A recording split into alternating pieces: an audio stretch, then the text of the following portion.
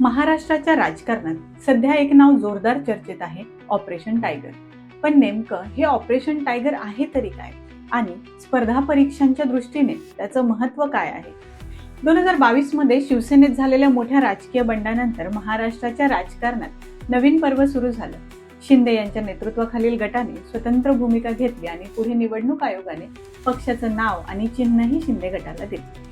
मात्र त्यानंतरही ठाकरे गटाचे अनेक नेते आणि खासदार स्वतंत्रपणे कार्यरत राहिले. आता पुन्हा एकदा राजकीय वर्तुळात चर्चा रंगली आहे ती ऑपरेशन टायगर या मोहिमेची.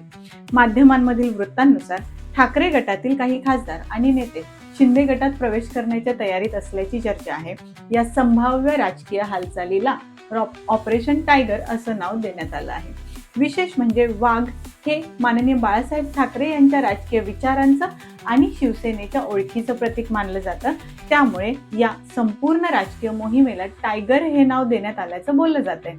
परंतु स्पर्धा परीक्षांच्या विद्यार्थ्यांनी ही घटना केवळ राजकीय बातमी म्हणून न पाहता भारतीय राज्यघटनेच्या दृष्टीनेही समजून घेणं महत्त्वाचं आहे. कारण अशा प्रत्येक राजकीय घडामोडी मागे पक्षव्यवस्था, लोकशाही, पक्षशिस्त, विधिमंडळातील सदस्यत्व आणि घटनात्मक तरतुदी यांचा जवळचा संबंध असतो.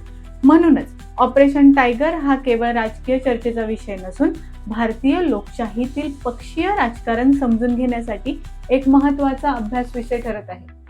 आता प्रश्न असा निर्माण होतो की एखादा आमदार किंवा खासदार पक्ष बदलला तर त्यांचं सदस्यत्व टिकतं का? त्याला अपात्र ठरवलं जाऊ शकतं का? आणि अशा परिस्थितीत भारतीय राज्यघटना काय सांगते? याचं उत्तर आहे पक्षांतरबंदी कायदा.